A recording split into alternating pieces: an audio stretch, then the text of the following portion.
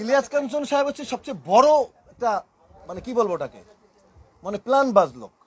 একটা মানুষ যে এত এত ধরনের নিজেকে পরিবর্তন করতে পারে, কাঞ্চন ভাইকে দেখার পর যাকে দরজা খুলে দিতাম গাড়ির, যাকে পায়ের দিয়ে সালাম করতে পারতাম, কিভাবে একটা লোক নিজের এত সম্মানটা নষ্ট করে, এটা আনবিলিভেবল। মানে একটা একটা স্মরণীয় লোক, একটা বরণীয় লোক, একটা 21 পদক পাওয়া, সে আমাদের সবার সিনিয়র। এই ঝামেলা কিন্তু যতই কান্নাকাটি করুক না, এই পুরো ঝামেলার দায় দায়িত্ব কিন্তু ওনার ঘাড়ে নিতে হবে। আমি নির্বাচিত হওয়ার পরে আমি ওনাকে চ্যানেল আইতে ওনার সাথে একসঙ্গে অনুষ্ঠান করলাম এইবারে। তো আমি কাঞ্চন ভাইকে ফোন দিয়ে বললাম, কাঞ্চন ভাই চলেন আমরা শপথ করি। 2-3টা দিন একটু ওয়েট করি। আমরা ওয়েট করার দরকার কি, চলেন আমরা শপথ করে ফেলি। উনি এই 2-3 দিন সময় দিয়েছে এই মোহাম্মদ হোসেনকে। মোহাম্মদ হোসেন সমাজ কল্যাণ মন্ত্রণালয় ঘুরে ঘুরে চিঠি এনে এই নোংরামিটা করে নির্বাচিত একটা ছেলে বসতে পারলো না, গেল দ্বিতীয় দিন। কাঞ্চন ভাইকে আমি প্রথমবারের চাঁদা দিয়েছি, যেই চাঁদা দিতে পাঠালাম, জয় ফোন করছে চাঁদা দিয়ে, বলে আমি মাত্র বিদেশ থেকে আইছি, দেখি কি জানি রেজলিউশন লেখা আছে, 2 দিন পরে আমি জানাই চাঁদাটা কবে নিব। মানে ওনার মধ্যে প্রি প্ল্যান ঘুরতেছে, এটা উনি এটা করবে। আরো একটা কথা আপনাদের বলি, উনি তো ওনার কথা ছাড়া ওঠেও নাই বসেও নাই। উনি বললে মাথা নাড়াইছে, উনি বললে মাথা ঘুরাইছে। এখন উনি স্টেজে আমি কাজ করতে পারি নাই, আমি এটা করতে পারি নাই।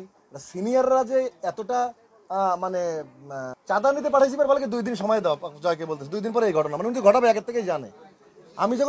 উনি যদি আমার সাথে সপোর্টটা করে ফেলতো লিগাল অনুযায়ী, তাহলে এই ঝামেলা কিছু হয় না তো। উনি তো 2-3 দিন আমাকে ঘুরায়া সপোর্টটা না করায় পুরো হোসেনের সাথে বুদ্ধি করে পুরো আর আল্লাহ বেহেশত নসিব করুক, এই যে সোহান রহমান সোহান, এরা মিলেই তো পুরো ঘটনাটা করছে। আমি 176 ভোট আর ওই মেয়েটি 163 ভোট। উনি আপিলে এসে সিগনেচার করে মেনে নিয়ে চলে গেছে যে না, ভোট ওনার সামনে ভোট গণনা হয়েছে, আবার রায় মেনে নিয়ে গেল। চূড়ান্ত ফলাফল হইল 30 তারিখে, সেটা আমি নির্বাচিত। আমি 3 দিন অফিস করলাম।